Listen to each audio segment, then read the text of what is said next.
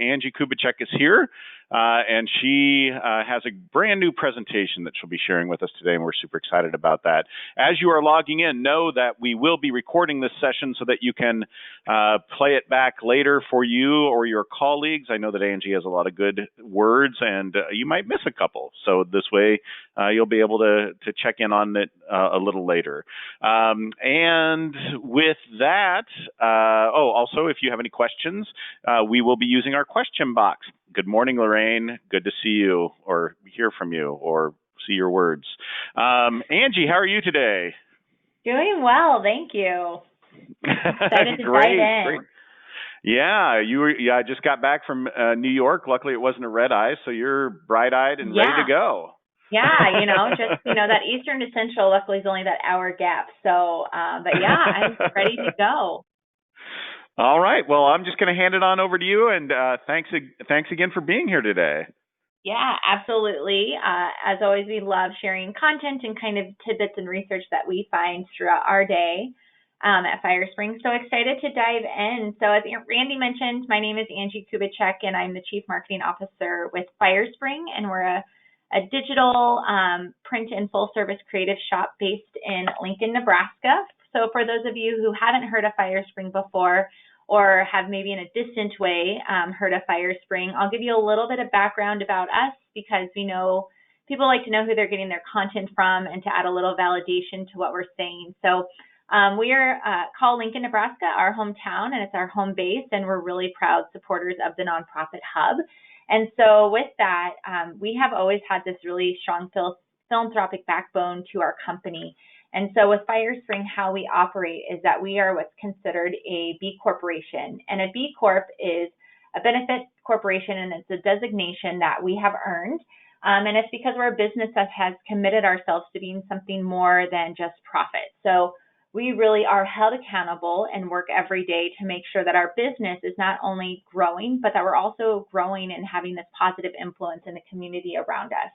So we're really honored that we get to sit in the company of other B Corps like Tom Shoes, Patagonia, and Ben & Jerry's. And we also are really proud that we're the first B Corp in Nebraska and have helped kind of spearhead this movement to get other for-profit organizations to kind of join this stride. So if you have a company that you know is a for-profit that could really benefit from becoming a B Corp or is doing a lot of good in the world, I would highly recommend that you connect them in with either the Do More Good movement or B Corp so they can kind of start to assimilate with other organizations who have that same type of mindset.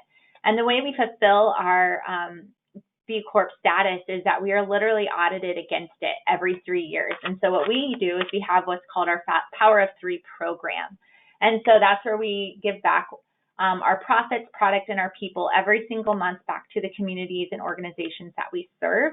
And so this is very much at the heart of what Firespring is about and how every single one of our teammates operates. And so when you work with Firespring, you really are partnering with an agency that truly understands kind of the backbone of the nonprofit space because we partner with thousands of nonprofits, but also our team members are part of the nonprofit community. And so we really feel like we're able to leverage that knowledge to then benefit the output of product and just the content that we're building for the nonprofit space. So today's content, speaking of the nonprofit space, is really to help you talk about community cultivation. And this is something that I'm extremely passionate about. It's something that I have helped a handful of nonprofits with, and I'll probably use some of my own life references throughout this presentation today. But it's really about using the online space to start to build those relationships. We're now in this very technology-centric world, and so that face-to-face communication is not becoming the primary anymore. Depending on the demographics of the individuals that you're working with, they may prefer to communicate by phone or text or social media versus a phone call or a face-to-face meeting. And so understanding how to operate within this online world is going to be really important to your long-term success. We're also going to talk about how to get your board members and volunteers and the supporters of your organization excited about cultivating relationships because it can't just rely on one person's shoulders. We're going to walk through 10 vital actions to cultivate a network to get them eager to support you. So how do you make that network feel like they have skin in the game at the end of the day? why a consistent communication plan is essential, and then we'll kind of close with how to get that loyalty going, and then how to have get them to be on your side past a specific campaign, and then we'll close with some action steps and a Q&A. And if any point in time after this recording or this webinar that you feel like, man, I have some questions, feel free to reach out to me on Twitter at Angie Kub. You can connect with me on LinkedIn or shoot an email to hello@firespring.com, and I will get back to you as quickly as possible. So what we do know is that the online world really drives results, and so the landscape for fundraising has fundamentally shifted. And so we are not seeing this world where social media isn't influencing the donor cycle anymore. What we're seeing is that donor cycle is very receptive and open to having social media influence their day-to-day interactions. And so when we're cultivating these communities, we need to really kind of make sure that we're thinking that full circle. And so something that we'll talk about throughout this presentation is how that internet and that ever-changing landscape shouldn't be viewed as this roadblock or this wrench in your plans, but it's really this catalyst to help you have those extra meaningful touches that are otherwise a little bit more cumbersome to have. And so a little bit of a fair warning as well before we really start to click through the content today is that there is a lot here. So as Randy mentioned, there will be a download of this recording that will be sent to you if you fill out the survey at the end, and then you'll have this kind of on your side. Depending on time, some areas I'll dig in a little bit more. Other areas I kind of go through a little quickly. I also talk a little fast, so I try to be mindful of that, but we'll really start to get through so that way you at least can walk away today with one or two really solid action steps that you will have to be more successful moving forward, and things that you can start to troubleshoot on your own. So, and the other thing is just to remember that Rome wasn't built in a day.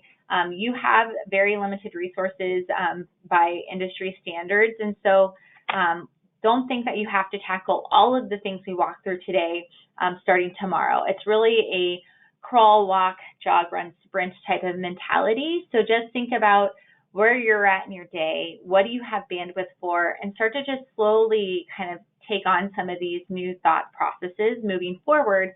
And then over time, things will become less cumbersome, easier to do, and you'll be able to do more things as you go through the road. So with that and that little kind of setup, let's dive into today's content. So one of the most critical times for a nonprofit, and is actually one of the bigger challenges that we hear about, is the time between campaigns. And so this is a time where you're not really asking for anything from your network, but this is actually one of the perfect times for you to get out there and to start filling up that emotional bucket of your supporters. And so this is you taking the time to network and foster your relationships. And so really starting to think about who are the people that are in your community that you want to have support your organization.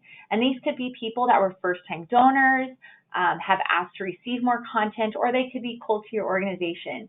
But this is something that you're going to want to think about and have a game plan for, so that way you can win more easily when your campaigns and your fundraisers are in market and live to really get those dollars coming in. And so I want you to envision this as kind of your roadmap. So the road we're going to start going down is potentially going to be a big shift for your organization, because a lot of the nonprofits that I consult with will talk about how our focus is only on this one gala or this one big event, and they kind of forget about post-event to the next event. That becomes this quiet time, and we definitely don't want that to happen. So this is going to be a super exciting moment for you, and this is a really long-term change for your organization overall. So this is about taking small incremental steps to get you to that overall transformation. And so imagine how different things could look for your organization if you had 20% more support, 20% more volunteers, an extra office volunteer staff, 20% more dollars than you maybe would have at your next event had you not worked on cultivating that community. So the other bonus is that when time is on your side, you're going to see a bigger upswing in the outcome of when you're cultivating those relationships. So one of the biggest mistakes people make in their campaigns is assuming that they can just keep putting things off, like, oh, I can work on that relationship later. And really, you need to start as soon as possible, because your success in the future is really going to be propelled by the foundation that you put in place today. And so right now, let's assume you have time on your side. So don't wait. So I really implore you to think about what of the things we walk through today are going to help you quickly evolve your organization so that way you can see that impact at your next big event.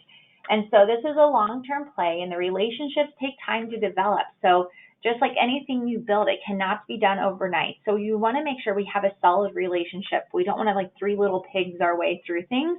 We want to make sure that we're doing this with bricks and with the right nuances, so that way it is going to sustain for your organization and not just be a fly-by-the-night thing. That was a really great moment, but can't be replicated down the road.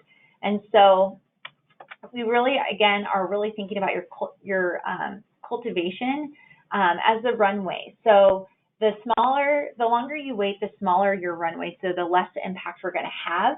So let's start talking about building that long runway so we can have as big of an opportunity as possible. So what we're going to do in this time period in between your campaigns is investing in our networks. And in the world of networking within our communities, this is what people need. It's what they care about, and this is when it is going to get them to care about your cause. We need them to take action when we ask, and we need them to become the advocates for you. So they need to be the ones beating the drum, not you. Think about how many times you've actually listened to another branded message. It's usually not because the brand did something. It's because someone told you to watch what the brand did. Whenever we see like a Nike campaign go viral or any of those things, typically it's because a news source that you find relevant talked about how great the campaign was.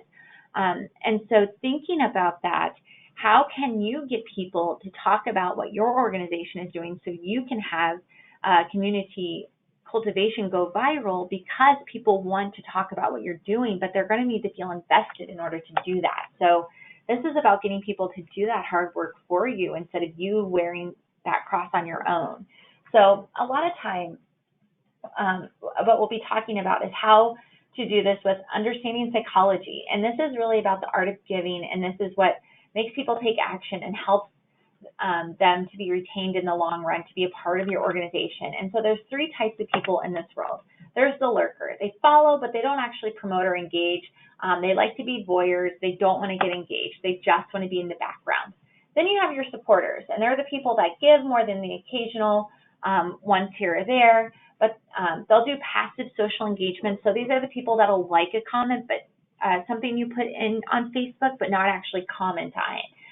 So this is those likes, loves, laughs, those type of passive engagements. Maybe every now and then they'll say this is a great story on a comment, but not typically super active. And your goal is to really get people to become your advocates. And this is where they're going to share your post to their own network and newsfeed. They're going to write something on their wall on your behalf. They're the person that's going to say, hey, my birthday's coming up. Please support XYZ organization. These are your drum beaters. These are your advocates. And what's amazing is sometimes these advocates are advocates that you didn't even know you had built. And other times it's people that you are nurturing those relationships so they feel indebted, like they have to do this for your organization. And so your goal is to move people from one tier to the next. And again, this is going to be a long play, and the hardest thing you're going to have to do is to move people from the lurker stage to the supporter stage. That is going to be your biggest hurdle, and you're going to see less return on that investment because depending on the demographics, the behavior, the just internal makeup of a person, they may not ever actually want to be an active social participant.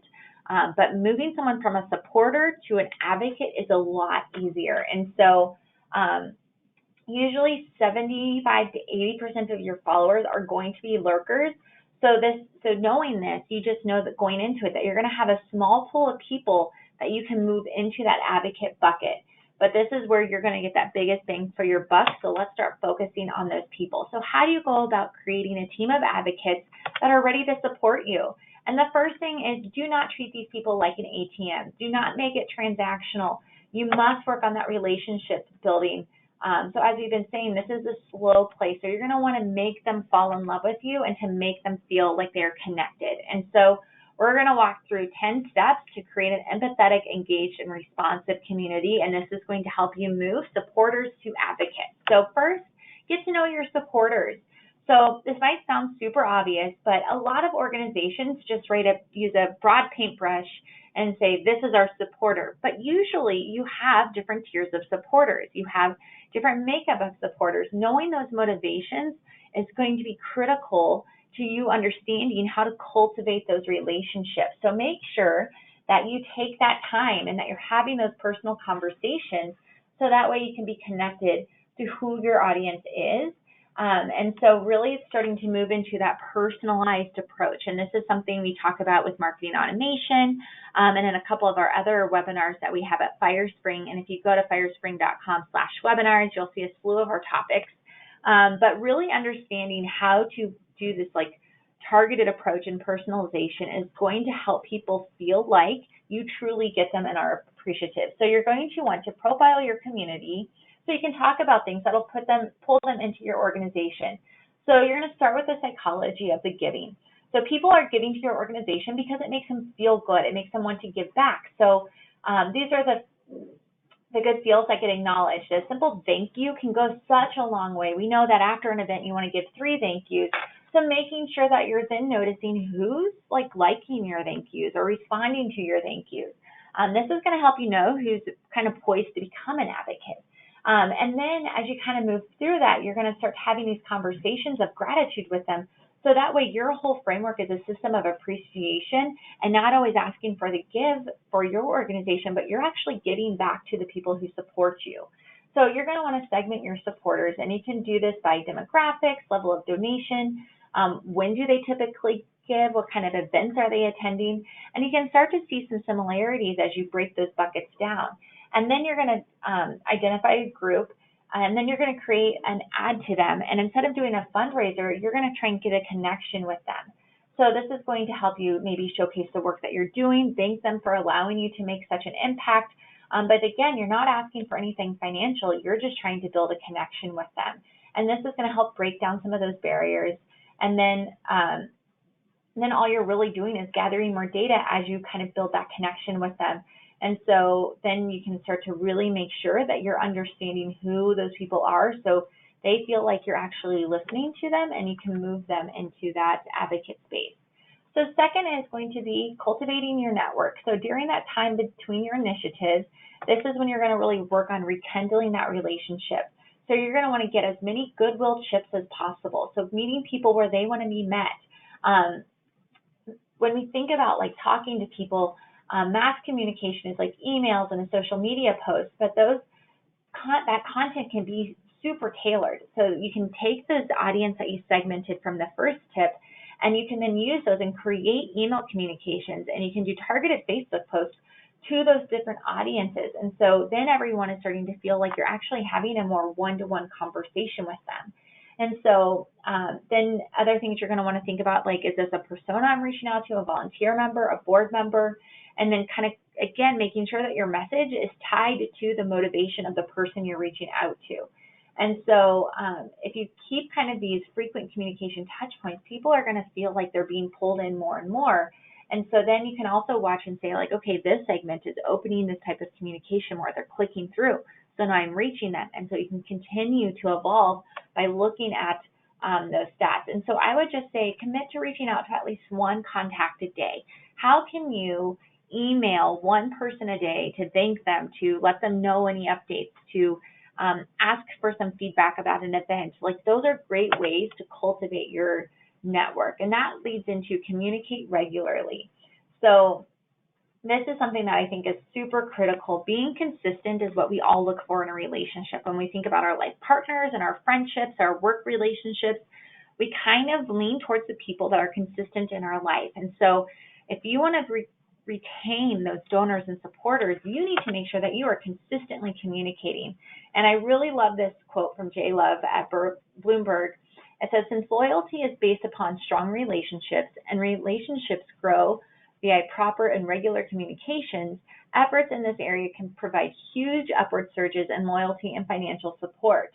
So this is, I think, something that we should all frame and put on our walls, but this is going to help you really have that ROI out of those tactics you're putting out there. So you want to train your audience to respond, ask questions, have them fill out a poll, Ask them to share a post. Like, you kind of have to tell people what to do, but you also then want to make sure that you're giving them things that they're interested in. So you want to create a cadence. Like, is it weekly, bi-weekly, or monthly? What does your audience want from you? So you want to do this in a way that's mindful, because you want to be consistent on their terms. So if you over communicate, you're going to go to the spam box, you're going to get unsubscribes, and you're going to get deleted. So make sure you're listening and understanding how people want to be communicated with and how frequently. Make sure you pay attention to those subject lines.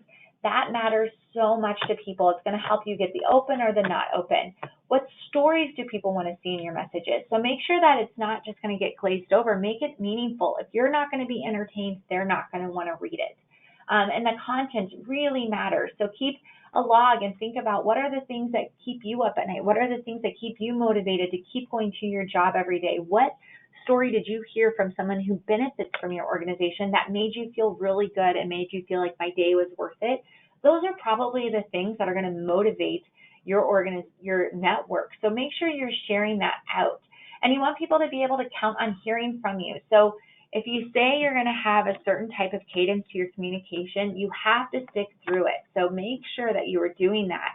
And don't forget to just give and work on those relationships. Don't ask for anything at this point in time. We're still leveraging and cultivating those networks. So now we're going to move into kind of starting to leverage advocates to help you grow. So this is not a financial ask.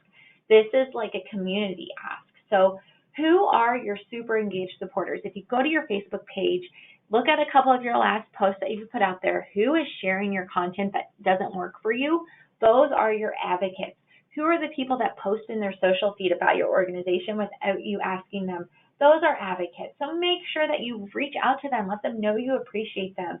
And then start to ask, what motivates them to share? Start to understand why they feel like they want to do that. And so then you can start to say, okay, here are the things that I can build or give them so they will want to talk about us more. But the next thing you're going to want to do is start to maybe talk to your one-time supporters. These are people who gave that maybe are still new, and so they want to feel like they're being pulled in. So call them, reach out to them, make them feel like they're being included and not on the outer bubble of your organization. Ask them to share something to their network. Let them know about a challenge you're having. Let them help problem solve and tell you how they can help you without a financial impact. Create stories about the involvement of organization, people who are advocates, so other people want to get promoted like that. A lot of people, one of their key motivators is that it helps them be seen in a certain space. So knowing that, if you talk about this person's a great advocate to our organization, we love their support, other people are probably going to take notice and then start sharing, because selfishly, they also want to get promoted. So understanding that is going to be really important. And then as you start to think about, okay, my next event is coming up, ask these people to drive attendees. You could gamify it with them. And so these are some tactics that we talk about in some of our social media 102, but start to gamify the advocates so that way they feel like they have to help you out. You're going to want to humanize the organization. So you really want to make sure that people understand they personally are connected. You don't want to seem like you're speaking over people, but they have to like you. They have to feel connected. So this is where you have to get vulnerable, and it'll help you be distinctive. So in a sea of sameness, in the world where it's a 3-second scroll, how do you stand out in this online space? Be who you are. Be authentically true to what your organization is about, because that's going to make you relatable. People are going to trust you. People are going to want to connect with that. They're going to be pulled in. So this is where you're going to want to make sure that you're not just doing fear-mongering or exploiting the cause, but you want to just be really authentic. So using that true voice to your organization is going to be really important. You also want to be extremely transparent. Show them what it takes to operate your mission. So something we always hear is, I'm being asked to do more with less, and we fundamentally are against that. We think that we should be looking at the ROI of the impact. And so what does it take for you to facilitate your organization day to day? Make people see those hurdles and want to help you overcome them. Show the good and the bad and the ugly, because this is going to create empathy for your organization. And when you give them behind the scenes insight, people are going to start to say, how can I help fix those problems? I have resources I can give. And so you can do this in social media in a way that you can't do through written snail mail, or you can't do in an email. So leverage that fact that you have these platforms at your fingertips, tell your story frequently to get people to empathize with what you're trying to make happen. And Livestream is a great tool to help you show that behind the scenes and engaging content. Do Q&As. Invite people to come do shadowing for a day. Invite them to come help you work on something. Inviting people in is an amazing way to get people to feel like they have skin in the game. Insight action through commitment. So step 6, we're over halfway there. And so I want to make sure that if you're kind of starting to space out, you're thinking about lunch, that you come back to me. Like, this is a really good moment to like shake it out and listen in, because this is where you're going to start to see the dominoes fall and everything start to work in your favor. So get people to start to make commitments to your organization. And so this is going to help people feel emotionally connected. So your goal here is to give them a small action to make them feel like they are teed up to the greater outcome. So the first request usually will get their not their awareness, but the second request will start to create some connection. So when you reach out to people, is this in line with how they see themselves? Are they wanting to be connected? So you want to really start to think about, how can you ask people to help build a movement around a greater goal? So there was a test out there, and it was a safe driving test that some scientists had done out in the community. And they asked people to put a sticker on their window that was like, drive safe. The scientists came back a couple weeks later, and they said, this safe driving is still an issue. Would you put a sign in your yard, like a really big tacky one? And what scientists found is that those that put the sticker on their car found it harder to say no, because in their brain, they're already aligned with the mission and they're already a part of the cause. So how could they not continue to help? So you're kind of doing something similar. So when you're teeing people up with a small ask, then you want that small ask to tee into that greater ask for your organization. And so card stickers are actually a really great way to be like, we're really trying to have more people have awareness of our organization. Would you put this on the inside of your car window?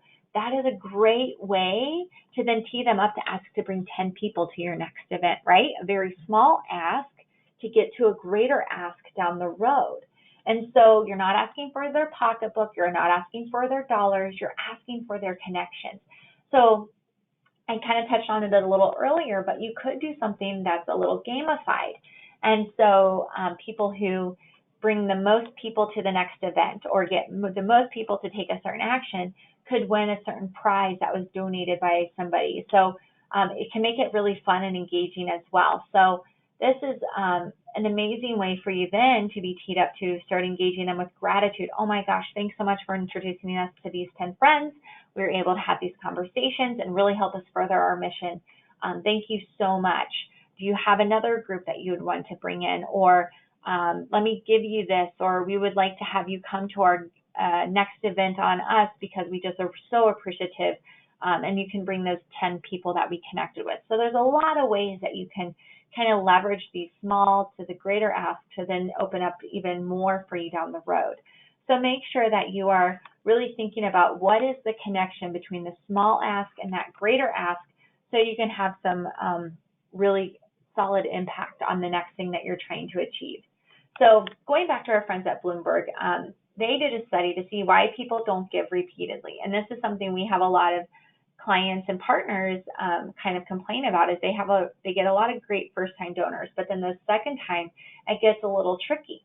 And so they also found within this study that those that give twice tend to stick around, but then less than 20% stick around after their first give. And the top reason people cited for this was that they didn't feel appreciated. So let that sink in. Not feeling appreciated is one of the top reasons people don't give a second time. That, to me, is just mind-boggling, because we have so many things at our fingertips to be able to very easily show people that we care. And Claire Axelrod does an amazing job of touting gratitude. But after someone gives to you, you should do at least 3 thank yous in 3 months. This is something we talk about in a couple of our different webinars, and I think I've already touched on it once today. But you really want to make sure people understand that you appreciate them. People want to feel like that you care, that they gave. And the fourth reason in the study that people said that they didn't give is that they didn't remember the organization. So if you don't have a consistent communication plan in place, you're in trouble because you're going to get left in the dust. So I always align this to think about when you have an event, how many people are inviting people to sit at their table?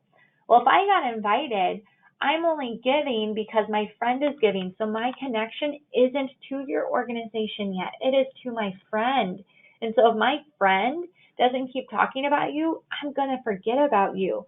So it's your job, once you have their data and their information, is to reach out and follow up and to make them remember you. And so you want to make sure that you're showering the love. So like I was saying, you want to do that first thank you, but then you also maybe you want to ask for a phone call, invite them to come do a little bit deeper discovery, ask them if they'd want to volunteer in an event, but really make sure that you are reaching out to them in ways that are going to be meaningful and memorable. And going back to that piece of being authentically you and vulnerable, that's going to help you be distinctive. So when you think about your cause, how do you fit in the mix of the other nonprofits in your community? While you may all support different things, you might all be friends and partners, you are jockeying for the same donor dollars. And in a world where people are starting to have donor fatigue, it's very important that you make sure that appreciation is felt so they keep coming back to you. And so that consistent communication is really going to make you stand out compared to some of the other counterparts in your community. So next is this thing we've been touching on, this sense of indebtedness to your organization. And so we want to make sure we're filling that bucket up. Like, how do we make people feel like they are indebted to your organization? Have you given them a gift? Have you given them something? Have you given them a handwritten note or a personal call? Handwritten notes feel very personal and meaningful. And so people then feel like, oh my gosh, this person took so much time out of their day to write me this note. I have to respond. I have to accept their invitation. It was clearly personal, so I cannot be rude to that other person. Like, these are all things that people go through in their head. So use those to your advantage. Give a gift that has your organization as a daily presence in the lives of the people that you're supporting or that you're asking for support from. Ask them to help influence the things that you're doing. Ask for their input. Again, if I give input on what I'd like to see at your next event, I'm going to kind of feel like I should go to your next event. But then if you respond to me and say, oh my gosh, thanks for those tips, we're going to put this in place because we've heard so many people give us this great feedback. We'd love for you to check it out. I'm really going to feel like I should come to your next event. So that's going to help kind of make them feel like they're supposed to be helping you out. And then inviting them to a social gathering and making them feel included. This is going to be so important to getting those first-time donors to become a second-time donor. I've heard so many times that people feel like nonprofit events are very cliquey. So if you can take those fringe donors and make them feel like they're included, that's going to be an amazing catalyst for your organization's long-term success. And then increase your social profile, right? So we're talking about doing a lot of this on your social media profiles, but you have to make sure that your content is like really engaging and amazing. And so think about how often people are using hashtags and having hashtag conversations. So think about, what do your donors and supporters like to talk about? What are they interested in? Knowing those social cues and then utilizing that in your social content or to influence your social content will make you feel like a friend and somebody that they can relate to. So produce content that's going to be engaging. I always say, if you don't find it entertaining, your audience isn't going to find it entertaining. If it looks bland and boring, it's probably bland and boring, so spice it up. Create buzz and like PR-worthy marketing campaigns to get people to talk about so you can get a lift in that brand awareness. Have a street team or do things that get people to want to like share out content so that way you can like beat out those social media algorithms and acknowledge people who have like liked your page. Now in Facebook, there's like, here are your top community members, like promote that. Say thank you so much for sharing our content. Like reward those that are engaging with you frequently, and this will help you stand out in the crowd. And if you need more help on that social media space, I am hosting a social media 102 with Firespring next week, so feel free to join that. And then lastly, and I kind of talked on it earlier, is create empathy. You want people to care about your organization, and so you need to make them care enough to give. So if your organization isn't about babies or animals, you have a bigger challenge, because getting them to have empathy for what you're about is sometimes a challenge if it isn't so like fluffy, or like the pictures don't make you say, aw. So unlike that previous picture, you have a little bit harder road ahead of you. But think about what made you join your organization. What empathy do you have for your cause? Why are people donating to your organization? Those nuggets are the things that make you authentic. That authenticity is going to make people trust you, and it's going to pull them in. So leverage those moments to get people to have that empathy, and that's where being vulnerable is going to really help you win. And so the other thing is getting those third-party authorities to validate a need for what you do. If you can have somebody else say, this is important, that is way more meaningful than if you say what you do is important. So find people who can be that validation for you. And then put a face to the cause. Who are the people that are benefiting from what you're doing? Have them tell their story so it can pull people in. So at the end of the day, it's really about cultivating relationships. I mean, I think about, who are your friends? Why are they your friends? What do you expect out of your friendships? Cultivating relationships with your community is really no different than that. So be that friend, be aware of your social cues, and be that person that can mindfully engage without offending. This is about building your brand awareness. So the more you cultivate those networks, the more they're going to share on your behalf, because they feel like they should, because they want you to be successful. So this is going to have you have a larger imprint and footprint within your community. You're also going to be more connected, and you're going to be more important, and people are going to have you top of mind. Your online image is going to grow, which actually is a really big influencer on if someone's going to decide if they're going to give to you for the first time or not. People use your website and your social media as the top things to validate who you are. And if both of those are lacking strength, people probably aren't going to give, or if they do give, it's going to be at a lesser value. And then sowing goodwill chips so that way you can cash them in at those events. So use that runway to be able to leverage those relationships when it does come time for the monetary ask. So this is something that is really important. It's about showing that appreciation, so that way you make those first-time donors become second-time donors, and then getting them to be consistent long-term donors. So now what? So we walked through a lot today, and you're probably like, yeah, with 5 more resources, I can make all of these beautiful steps happen. But really, have a little truth talk to yourself. Like, realistically think about, what do you have bandwidth to do? So don't try and do it all. Rome wasn't built in a day. So think about, how can you start to cultivate your relationships? Is it with one phone call a day? Is it digging into your social media analytics? Is it just looking at your last 5 social posts and seeing like, oh man, these 5 people keep sharing our content. I need to make phone calls with them, and I'm going to schedule those out for the next month. So that's like a very scalable way to slowly start cultivating relationships. And then where are you in the funnel of relationships within your community? Like, where do you sit? How many people would you say in your community feel connected to you? And so understanding your baseline is also going to help you have realistic expectations of that outcome. And then knowing what you can commit to, right? So just as we said, constant communication is important and consistency is important. Being consistent with your commitments is important. So if you say, I'm going to introduce a monthly newsletter, you have to hit it. So make sure that that is something you can achieve. If you realistically can only do a quarterly newsletter, but with a 3 times a week social post update, then do that. But do what you can commit to, because when you're infrequent, you don't stick to a cadence, people don't trust you. They don't think you have it together, so therefore they're going to think your organization is disorganized. So make sure you create commitments that you can adhere to.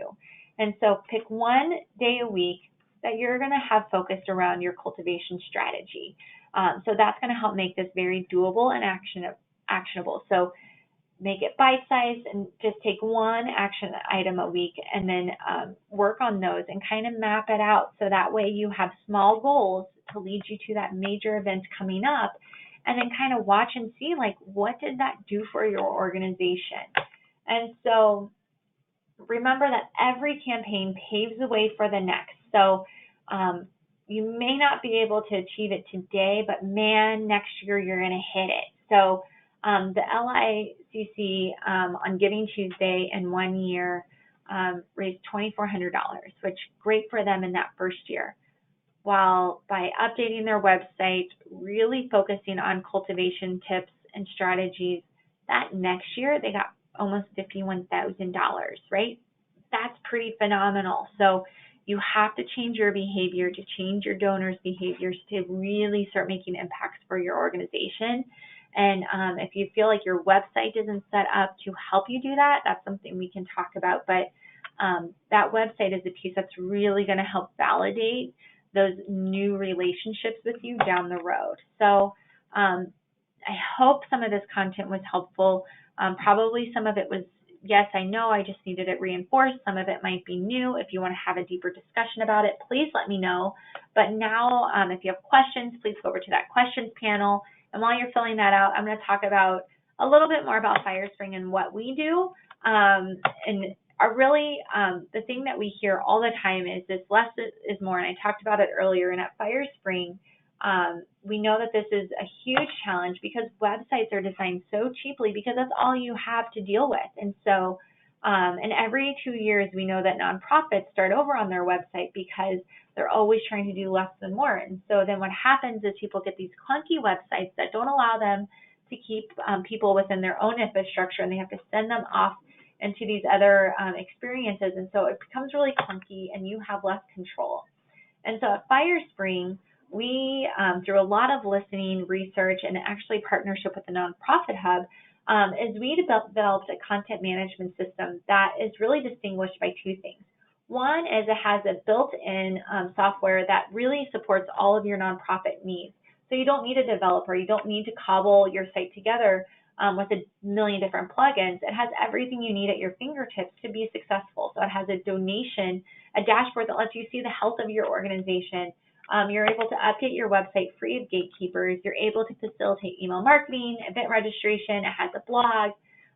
We have research landing page templates that are set up for the intent that you're trying to achieve. So instead of you trying to think about what does my landing page need to look like, we kind of have them already pre-built, and they're pre-built with best practices for your industry. Everything is built with SEO in mind. It supports online donations. We have an amazing fundraising boot camp. And then last but not least, an amazing support team that holds your hand every step of the way to get your website up and running, but then also beyond that. So when people are setting up events and trying to do things for the first time within the platform, they're there on the phone or email or through live chat, helping people troubleshoot challenges they're having so that way they can quickly achieve their needs without having to pay a third party to help them out. And so at Firespring, we specialize in this nonprofit website support, but also we have a full house of strategic marketers that can do creative work. We can build out campaigns. We have a print shop in our house. So we're able to be this dynamic partner to a lot of nonprofits because we understand what the layout of the appeal mailer needs to be. We understand email marketing and landing page development. So we can really tailor all of your communication touch points to really connect with your donors and supporters in an efficient way. And so right now, if you've listened to today, you've probably heard about Giving Tuesday, you've participated in Giving Tuesday. And so one of the most fundamental things that's going to be important on that day is how is your website set up for that success, to have that entry point conversation with someone, to allow someone to validate that you are a legit organization and to collect that donation. And so we understand the value of this day. So if you sign up for a website demo by September 30th, you're going to get a $350 credit towards your monthly fees. And so if you go to firespring.com/demo, you can sign up for that demo and then kind of that deal locked in for you. So we hope you check it out if you know that your website needs a facelift before that Giving Tuesday date. And if your website's great and doing exactly what you need it to, we hope you keep learning with us. We do a lot of research and work to develop content that's going to move nonprofits forward. And so you can go to firespring.com/webinars to learn more. As I mentioned, I have a social media 102 that is about how do you make those advocates really work for you, and a couple of other topic points as well. But that's going to be on Tuesday, I believe, next week. And then furthermore, if you have questions after today or think of something down the road, please connect with us through email, phone, or with me on Twitter. We always love to have a conversation. So with that, we will open up the questions panel. Randy, do you have any? Yeah, one of the questions, help someone understand Gamify just a little bit. Yeah, so gamification is really where you kind of pit people against each other. So something would be whoever, maybe you have 3 advocates that you know are your advocates, and you reach out to them and say, hey, we're trying to get awareness for XYZ event. Whoever shares it out to their Facebook page and gets the most people to register for the event will get a free prize. Like, that's gamifying. It's getting people to feel the spirit of a competition to achieve something for you. So another way to gamify is if you and another nonprofit team up and you say, hey, we both need to get more people connected with us. We both are trying to increase our awareness and footprint. Our missions are supportive of one another. Let's go in a competition against each other to see who can do the most of X. And whomever does that, maybe you guys have a corporate sponsor that'll match whatever objective is achieved or will help support something. So that's a way that people will gamify it. In Omaha, we had Mustache for Kids, and so Angels Among Us did a fundraiser where guys grew a mustache, and then they gamify who raises the most money, gets certain prizes, and it's a really big event and to do. And that organization raised $750,000 on an event that they were asked to be a part of that they had never done, which was obviously so impactful to that organization. So those are just a few different ways you can gamify something. So it just is really creating a spirit of competition to get people to push forward your objectives. All right. My nonprofit has a continuous fundraising effort through selling merchandise. How can I make sure the organization stays focused on the mission rather than products sold? Yeah. Any ideas on that? Yeah. So the thing I would think about with that is what's the cross between merchandise sales to long-term support? And then how much output are you having to do to sell that merchandise versus getting maybe 1 or 2 donors to stick with you in that long run funnel? So I'm going to assume your merchandise probably sells between $10 to $20. There's a cost of getting the merchandise, so your margin is probably not that significant. And so in order to cultivate enough ROI out of that merchandise is going to take a lot more effort and bandwidth than to cultivate 10 really solid relationships per se. So I think showing out the value of if we can put more effort into our mission to get people to connect to our mission, that will have a greater ROI for us than if we try to get people to buy 100 hats. Awesome. And what strategy can I use to focus in on relevant content for social media? So I would build it around, I kind of recommend people start with a couple of pillars. And in the nonprofit space, there's, I think, a couple really, I would say most in your face, but then you have to tailor them down to what your mission is about is what are you doing to achieve your mission? Tell the stories of the people you're supporting. Show the behind the scenes of the team making it happen. So what are the things you have to do to fulfill your mission?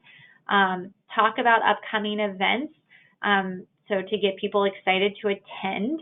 And then, yeah, so those are 4 really strong pillars that you can talk about. And then the 5th one would be appreciation. So thanking somebody who gave, talking about the people, sharing the stories of the people that you're trying to support, talking about the behind the scenes, so the effort it takes, event marketing, and then I kind of blanked on what my first one was. But then once you have your pillars based, you can kind of map it out so that way you're not talking about the same thing every single day, but space it out so that way you're diversifying the type of content you're putting out there, and then think about how you can visually bring it to life. Is it an image? Will that tell the story really well because we're a visual society now? Or is it a video? Or can you link back to a blog that has longer piece of content on it? So thinking about how you can pull people into the thing you're talking about is going to be the other key piece of that strategy. Wow, they're really testing you today a little bit. I know. So can you share any insight on how roles can be effectively delegated to a smaller nonprofit team to achieve relationship building and repeat donation?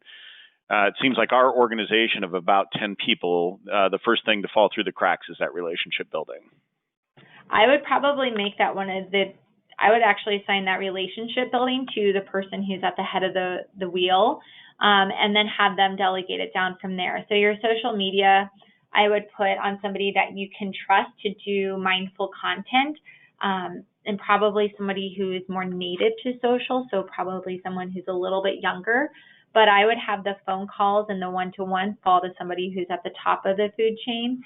And this, for me, is really good. If you have 10 people that are employed, I would delegate it up to your board. So I used to work on a board that was primarily 50% of us were volunteers, 50% were financial backers. And so we were a very volunteer-based organization. We had one paid employee. So we had board members who had accountability metrics to doing that one-to-one reach out to help cultivate.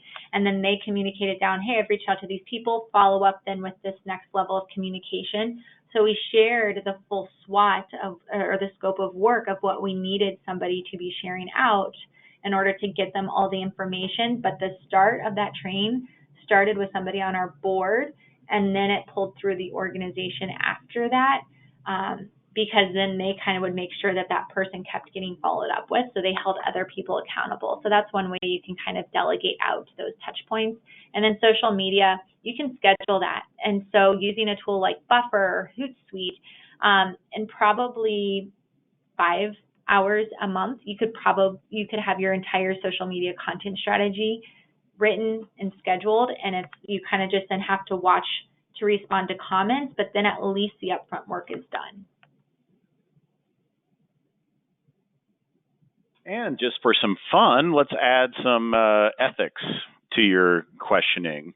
So have a nonprofit that has obtained a large database of email addresses from donors that were acquired through an a-thon. So I'm guessing like dance-a-thon, marathon, some sort of event in that way.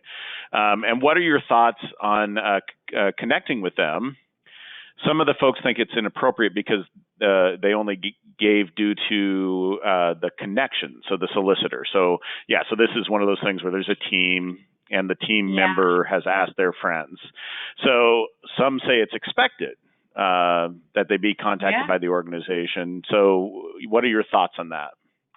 Oh, man. So we are in a new world, a new paradigm where we are in a permissions-based society. The first question I ask is, and when they signed up for that dance-a-thon or whatever the thon was there a check box where it said, I am giving them permission to market to me? In email world, if there was not that checkbox, you actually cannot email them. You could call them or snail mail them, but you cannot email them if they have not given you permission to do so. So making sure moving forward that you have that clear before they submit that, like I am giving them permission to follow up with me. The other thing is it's pretty expected in today's world, as long as you're clear with what you're going to do to that. So we always say, like, we're not going to sell your email, we're not going to give it to somebody else, but we will follow up with you with communication from the organization.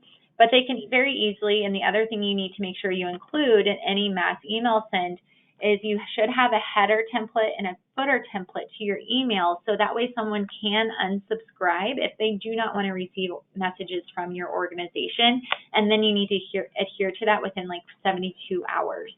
So That is how you can ethically manage when you get those influxes of those database, is making sure that you have the checkbox where you can have it to where someone is defaulted checked to where it's I'm willing to let them message me, so then they have the ability to uncheck that box.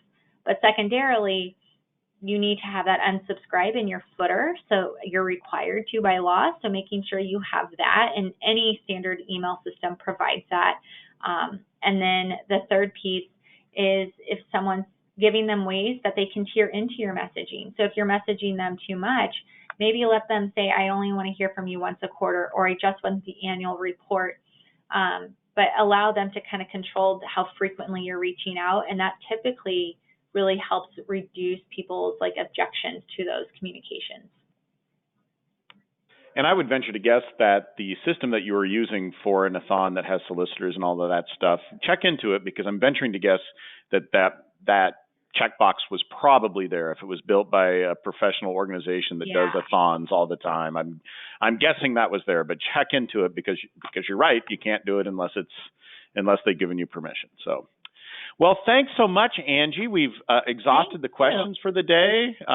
Great information as always, and thanks always to Firespring for everything that you do for us here at Nonprofit Hub.